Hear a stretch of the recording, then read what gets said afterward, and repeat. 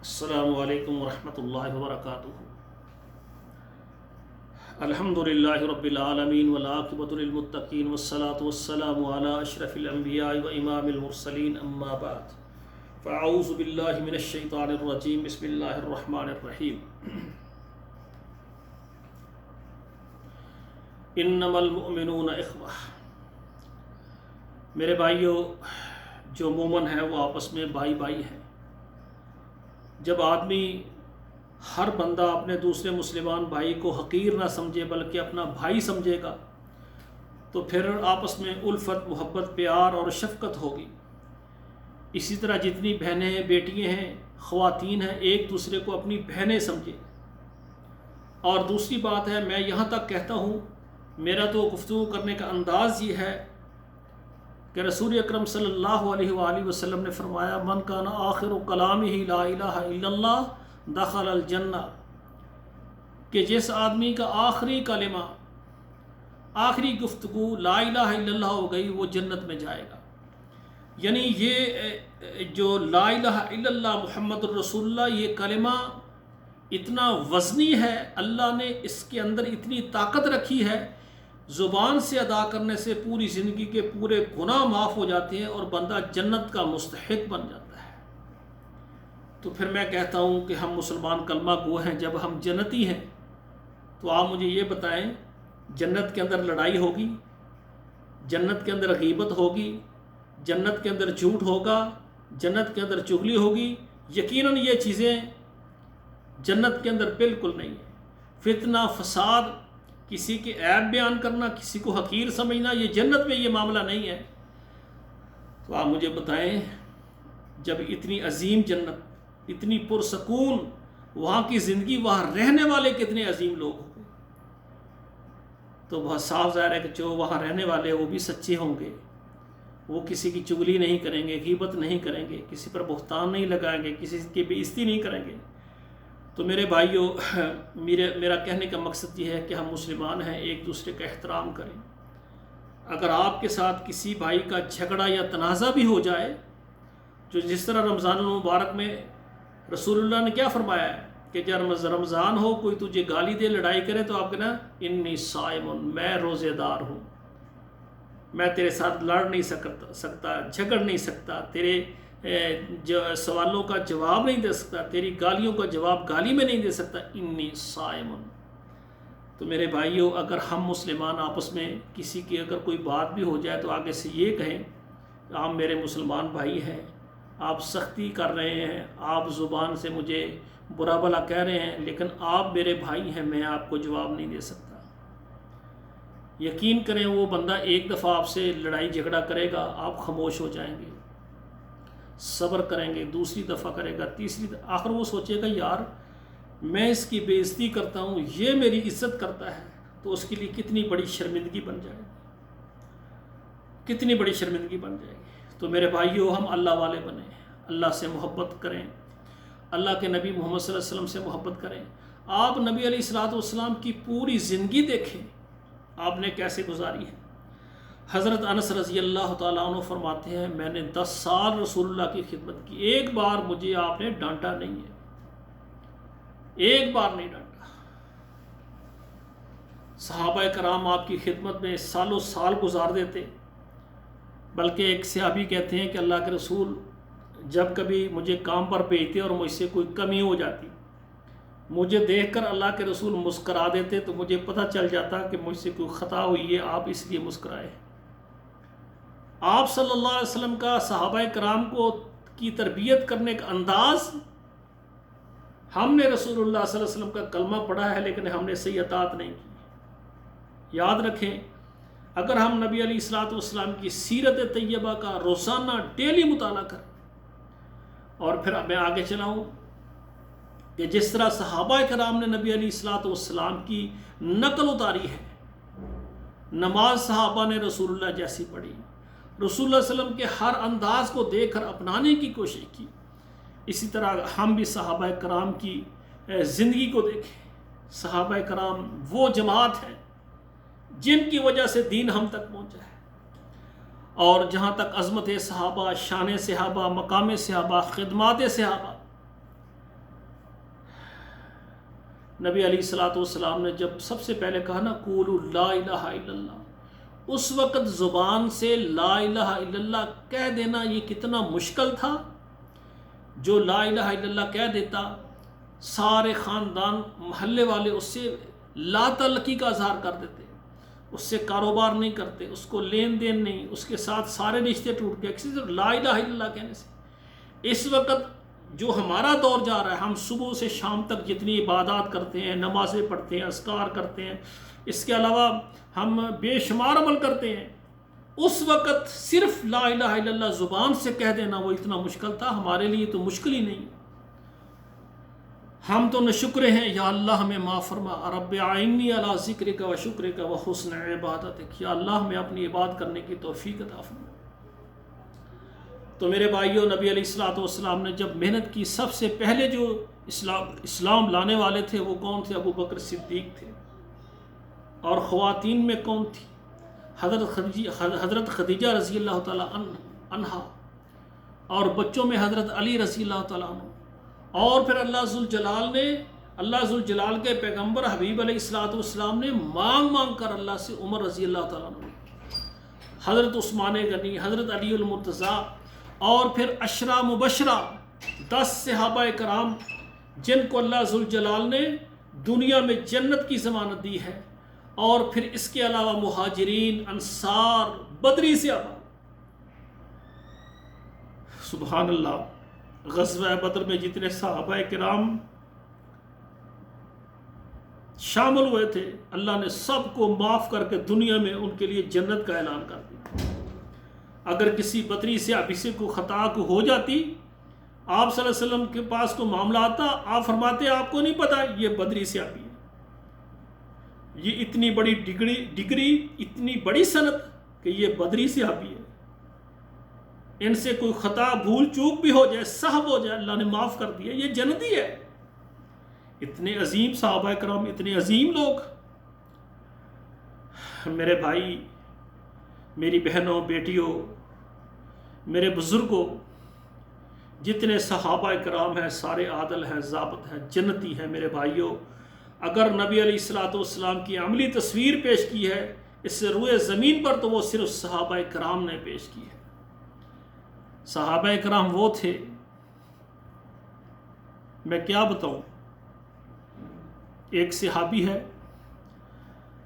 جب گھر جاتے، کاروبار نہیں ہے، رات کو بھوکے سوتے، فجر کی نماز پڑھتے، رسول اللہ کے چہرہ مبارک کو دیکھتے، سارے دکھ ختم ہو جاتے۔ ایسے ایسے صحابہ کرام ہیں۔ ایک صحابی کہنے لگا، اللہ کے رسول، ہم آپ کی مجلس میں آتے ہیں، آپ کا دیدار کرتے ہیں، آپ کی زیارت کرتے ہیں، دل خوش ہو جاتا ہے۔ پھر ہم گھر جاتے ہیں، ظہر کی نماز کے وقت آتے ہیں، پھر آپ سے ملاقات ہو جاتی، آپ کو دیکھتے ہیں، دل خوش ہو جاتا ہے۔ کم سے کم 5 نمازوں میں ہم آپ کا دیدار کرتے ہیں۔ اللہ کے رسول، جب آپ جنت میں جائیں گے تو پھر کیا ہوگا؟ آپ تو اللہ کے پیغمبر ہیں اور آخری نبی ہیں، آپ کا تو بہت بڑا اونچا مقام ہوگا، ہمارا تو وہ مقام نہیں ہوگا، آپ تو انبیاء کی جگہوں پر ہوں گے۔ تو ہم پھر اداس ہو جائیں گے، پھر ہم کیا کریں گے؟ دیکھو صحابہ کرام، ان کے اندر کہ ہم نے نبی علیہ الصلوۃ والسلام کا دیدار کرنا ہے، ملاقات کرنی، یہ ہماری ملاقات، اس میں وقفہ نہ آئے، ہر وقت ہم اللہ کے رسول کو دیکھتے رہیں۔ سبحان اللہ، سبحان اللہ۔ تو میرے بھائیوں، یہ صحابہ کرام کی جماعت وہ جماعت ہے جنہوں نے اپنے بچے، اپنا مال، اپنے گھر، اپنے رشتہ دار، اپنے والدین اللہ کے لیے قربان کیے۔ تو میں آپ سے گزارش کروں گا، پوری دنیا میں رہنے والے مسلمان ہیں، کسی صحابی کے بارے میں کبھی بات نہ کرنا، کسی صحابی کے بارے میں۔ اسی طرح صحابیات ہیں، ہماری مائیں ہیں، ازواج مطہرات، رسول اللہ علیہ وسلم کی ازواج مطہرات ہماری مائیں ہیں، ان کے متعلق بھی کبھی اپنی زبان سے بات نہ کرنا۔ یہ نہ ہو کہ آپ کسی صحابی کے متعلق کوئی بات کریں، کسی صحابیہ کے متعلق کوئی بات کر جائیں، اور آپ کے نیکیوں کے سارے پلڑے جو ہے وہ سب جو ہے وہ آپ کی نیکیاں ضائع ہو جائیں۔ میرے بھائیوں جب بھی نبی علیہ الصلوۃ والسلام کا اسم گرامی آئے تو فوراً درود پڑھیں صلی اللہ علیہ وآلہ وسلم، صلی اللہ علیہ وآلہ واصحابہ وسلم۔ اور جب کسی بھی صحابی کا نام آئے رضی اللہ تعالیٰ عنہ، رضی اللہ عنہ، صحابیات کا نام آئے رضی اللہ عنہا، یہ ضرور پڑھیں، دعائیہ کلمات ہیں۔ تو اسی طرح دیکھیں نبی علیہ الصلوۃ والسلام کی اہل بیت ہیں، اہل بیت میں سے سیدہ فاطمہ بھی ہیں، اور باقی آپ کی جو بیٹی ہیں وہ بھی ہیں، آپ کے داماد بھی ہیں، آپ کے ازواج بھی ہیں۔ تو جو اہل بیت ہیں ان کا بھی احترام، ان کو وہ صحابی صحابیات میں بھی شامل ہیں، اور پھر اہل بیت یہ ایک شرف ہے ان کے لیے جو اللہ نے دیا ہے، ان کا بھی احترام کریں، کسی کے متعلق کوئی ایسی زبان سے بات نہ کریں۔ اور سامعین کرام، یہاں پر میں ایک بات کروں گا، آپ نے غور کرنا ہے، نبی علیہ الصلوۃ والسلام نے فرمایا کہ جس طرح عیسائیوں نے موسیٰ علیہ الصلوۃ والسلام کو، عیسیٰ علیہ الصلوۃ والسلام کو انہوں نے بڑھا دیا، غلو کیا، وہ انبیاء کے شان میں غلو کرتے تھے۔ عیسیٰ علیہ الصلوۃ والسلام کو نعوذ باللہ انہوں نے الہ بنا لیا۔ ان اللہ ثالث ثلاثہ، تین ہیں ان میں سے ایک عیسیٰ بن مریم بھی۔ تو میرے بھائیو، نبی علیہ الصلوۃ والسلام نے فرمایا جس طرح نصارہ نے غلو کیا اس طرح میرے ساتھ نہ کرنا۔ آپ غور کریں، جتنے بھی انبیاء ہیں سب انبیاء سے اگر افضل ترین مقام ہے تو محمد کریم صلی اللہ علیہ وسلم کا ہے۔ اللہ تعالیٰ محمد کریم کے خالق ہیں۔ محمد کریم صلی اللہ علیہ وسلم کو کس نے پیدا کیا ہے، کس نے بنایا ہے؟ اللہ ذوالجلال نے۔ اللہ خالق ہے اور یہ مخلوق ہے۔ مخلوق اور خالق کو آمنے سامنے رکھ کے ان کے مقام کو ایک دوسرے کے سامنے رکھنا، یہ بہت بڑی جہالت ہے۔ وہ رب العالمین ہے، یہ رب العالمین کی مخلوق میں سب سے پہلے نمبر پر محمد کریم صلی اللہ علیہ وسلم۔ اللہ تعالیٰ کی تو شان ہی بہت زیادہ ہے، مخلوق کو کبھی اللہ کے سامنے مقابلے میں نہ لائیں۔ ہمارے محمد کریم مخلوق ہیں، وہ خالق ہے، وہ رب العالمین ہے، محمد کریم کو بنانے والا ہے۔ وہ کون ہے؟ وہ مسجود ہے، یہ ساجد ہے، ٹھیک ہے نا، یہ عابد ہے اور وہ معبود ہے۔ تو میرے بھائیوں، اللہ ذوالجلال نے ساری مخلوق میں سے اگر پہلا نمبر مقام، مرتبہ اور شان کے اعتبار سے دیا ہے تو حضرت محمد کریم صلی اللہ علیہ وآلہ وسلم کو دیا ہے۔ تو میرے بھائیوں، رسول اللہ کا احترام کرنا، اللہ کے رسول کے صحابہ کا احترام کرنا، صحابیات کا احترام کرنا، اور نبی علیہ الصلوۃ والسلام کی بیٹیوں کا، ازواج کا، نبی علیہ الصلوۃ والسلام کے نواسے حسن و حسین رضی اللہ تعالی عنہما کا، یہ سب ہمارے دین کا حصہ ہے۔